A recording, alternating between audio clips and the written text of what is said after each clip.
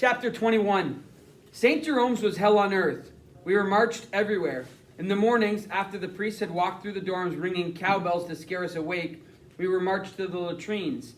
We stood in line waiting our turn at the toilets, a dozen of them for 120 boys. Some of us soiled our pants during the wait because we were strapped if we left our beds at night. We had half an hour to wash, make our beds, and prepare ourselves for the march to chapel. There we sat duly in our seats while Father Quinney said a mass in Latin. At the end, he pronounced the greatness of the Catholic God. We brought you here to save you from your heathen ways, to bring you to the light of the salvation of the one true God. What you learn here will raise you up, make you worthy, cleanse your body, and purify your spirit. When he was satisfied that the message had been pounded into us, we were marched to the dining room for breakfast. The boys and the girls sat on opposite sides of the room. We stood behind our chairs until everyone had their bowl of lumpy, tasteless porridge, slice of dry toast, and watery glass of powdered milk. Then one of the priests would say grace, and we would sit and eat in silence. Not one of us could resist risking a beating by sneaking a peek at the nuns and priests at their table, eating their eggs, bacon, or sausage. The smell of it would waft over us while we choked down our gruel and sat with our hands at our sides until they were finished eating and we were marched to our work details. They called it a school, but it was never that. Most of our days were spent in labor. Even the youngest of us had to work. The girls were kept busy in the kitchen, where they baked bread to be sold in town, or in the sewing rooms where they made our clothing out of the heavy, scratchy material the school got from the army.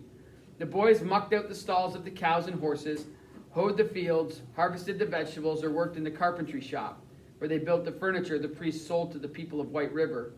We spent an hour in the classroom each day to learn the rudimentary arithmetic and English that would enable us to secure manual labor when we graduated from the school.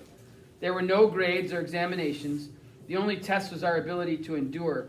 Since I could already read and speak English, when Father Labouillier came along, I was given access to books from the town library.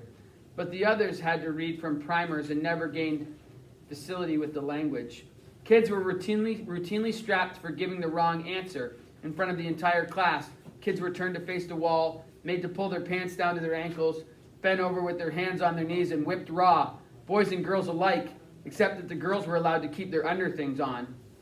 "I seen more little brown nuts than a squirrel," Lenny Mink said to me once, "or more dark cracks than the river at spring breakup."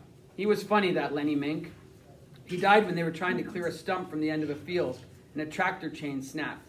Lenny's head was split wide open in front of all those boys. There wasn't a funeral. There never was for kids who died. His body just disappeared, and none of the priests or nuns said anything about him again. We were like stock. That's how we were treated. Fed, watered, made to bear our daily burden, and secured at night.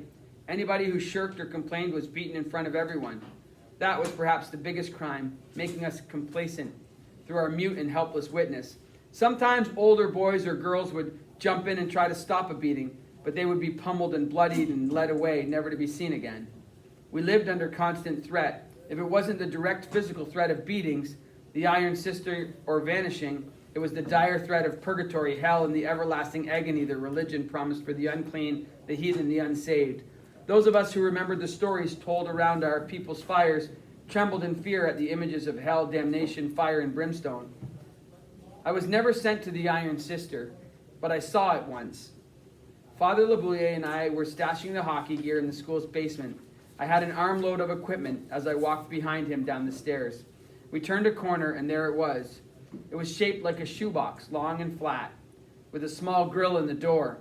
I could see that it wasn't high enough to allow even the smallest child to stand or even kneel. I walked toward it, and the iron was cold to my touch. "Come away from there, Saul," the father said from behind me. "Why do they have this?" I asked. "They lack charity. When your innocence is stripped from you, when your people are denigrated, when the family you came from is denounced and your tribal ways and rituals are pronounced backward, primitive, savage, you come to see yourself as less than human. That is hell on earth. That sense of unworthiness. That's what they inflicted on us. The beatings hurt. The threats belittled us. The incessant labor wearied us, made us old before our time. The death, disease, and disappearances filled us with fear, but perhaps what terrified us most were the nighttime invasions. They would start with the swish of a slippered feet along the floorboards or the hems of cassocks and gowns as the predators hurried through the dorms. We'd push our faces into our pillows or bury our heads beneath our blankets to drown out the surf of woe that came each night. First there would be the creak of bed springs as the adults sat, soft whispers cajoling, and then the rustling sounds that tattooed themselves into our brains. The cries of distress, the sound of skin sliding against skin, and the low adult growls were born of a hunger none of us could ever understand. Sometimes 3 or 4 boys would be visited like that, sometimes only one. Other times boys would be led from the dorms, where they went and what happened to them was never spoken of.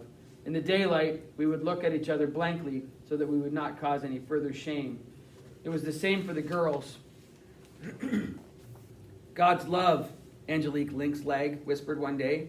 We were shelling peas on opposite sides of a 5-gallon pail. She said it so quietly I looked up to see if she was addressing me. She wasn't. In her hands, a slick green shell she rubbed with the nub of a thumb. God's love, she said again, and then looked at me with eyes as deep and empty as the eyes of a doll.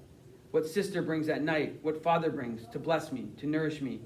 I watched as a single tear flowed out of the corner of her eye, burst fully formed against her brown skin. She reached up with one finger, then she held that finger up in front of her face and looked at it, tasted it with her tongue, and then bent to the task of shelling peas again. She was 9 years old, and all I felt was hollow.